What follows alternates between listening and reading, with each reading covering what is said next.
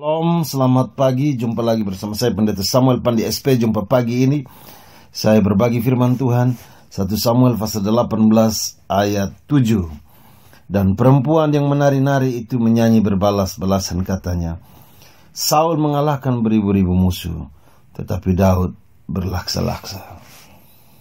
Saudara yang dikasihi Tuhan, sambutan terhadap kemenangan Israel atas Filistin membuat warga kota bersukacita, menari-nari. Kebiasaan tarian ini terjadi di gerbang kota. Mereka disambut para tentara, disambut raja, disambut seperti pahlawan. Karena kemenangan mereka adalah kemenangan satu bangsa. Tetapi perhatikan pujian ini.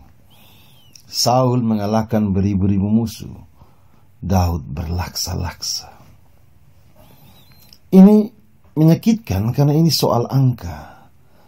Tetapi angka ini mengandung makna bahwa ada seorang yang lain yang tampil dengan begitu heroik dan dia menjadi harapan baru. Ada seseorang di samping orang-orang hebat lain yang ternyata dia mampu membuktikan bahwa Tuhan berkarya melalui kehidupannya. Ada harapan yang orang lihat dari keberadaan Daud. Nyanyian pujian ini disampaikan oleh perempuan. Saudara, kebanggaan, keberhasilan itu siap dipuji kapan saja. Tetapi ingat bahwa kita tidak boleh mencari pujian.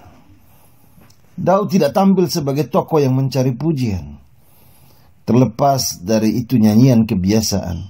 Tapi nyanyian itu lahir dari satu kenyataan. Bagaimana mungkin seorang remaja mampu menaklukkan raksasa? Saudara, pujian yang diberikan kepada Daud dalam kacamata manusia itu pujian yang layak. Tetapi menempatkan teks ini kita harus melihat pada posisi Daud. Bahwa reaksi kesombongan tidak ditunjukkan oleh Daud. Apapun yang kita buat, prestasi apapun yang kita lakukan, jangan pernah kita terjebak untuk jatuh pada pujian. Katanya saudara, orang yang suka untuk dipuji adalah orang-orang yang saat itu pula dia mengalami kejatuhan. Sebab pujian itu selalu berisiko. Di balik sebuah pujian selalu ada tantangan untuk kita tidak boleh berhenti berkarya dan orang akan terus menilai kualitas karya kita. Belajarlah seperti Daud. Dia tidak meminta pujian. Tetapi saudara, kita juga harus belajar bahwa kegagalan kita juga bukan soal pujian yang kita terima, tetapi reaksi terhadap pujian. Dari pujian seperti itu menimbulkan kebencian Saul terhadap Daud. Tokoh yang hadir di panggung sejarah tiba-tiba bergeser. Saya membaca teks ini, bagaimana Tuhan berperkara kepada orang-orang yang mulai ketakutan, orang-orang yang sombong, orang-orang yang menempatkan dirinya begitu egois. Dan Allah perlahan-lahan menarik orang-orang seperti itu dari panggung sejarah. Allah menempatkan orang-orang biasa dan sederhana, orang-orang yang mau mendengar dia, orang-orang yang taat kepada dia. Orang-orang seperti Daud dari padang gurun yang dibesarkan dalam kesunyian dan kesepian padang gurun, yang bertarung dengan kesendirian. Allah menarik dia ada di panggung sejarah utama. Saudara, bisa jadi pujian ini menjadi sinyal tentang masa depan Daud. Tetapi saudara, teks ini juga mau bilang pada saya dan saudara tidak boleh berhenti berkarya. Apapun yang saudara lakukan untuk kebaikan, lakukan itu dengan jalan yang benar, dengan cara yang baik. Tantangan terlalu besar di luar sana.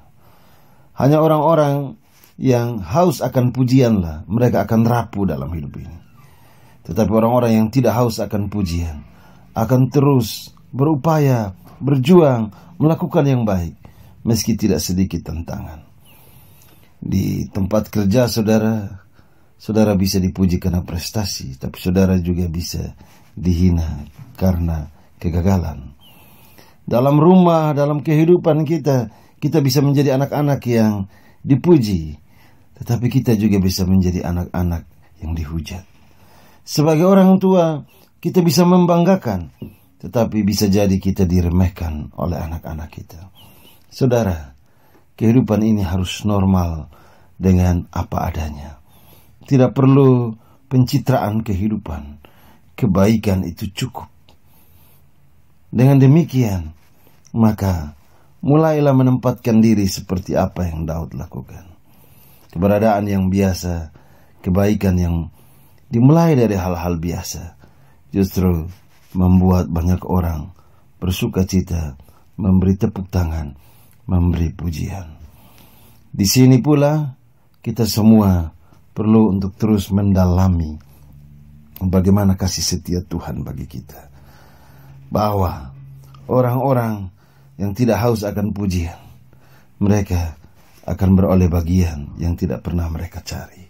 Mulai pagi ini, belajarlah dengan kehidupan apa adanya. Amin. Mari kita berdoa. Tuhan, berkati kami agar kami selalu tunduk kepada kehendak-Mu, tidak mencari pujian di mata dunia ini.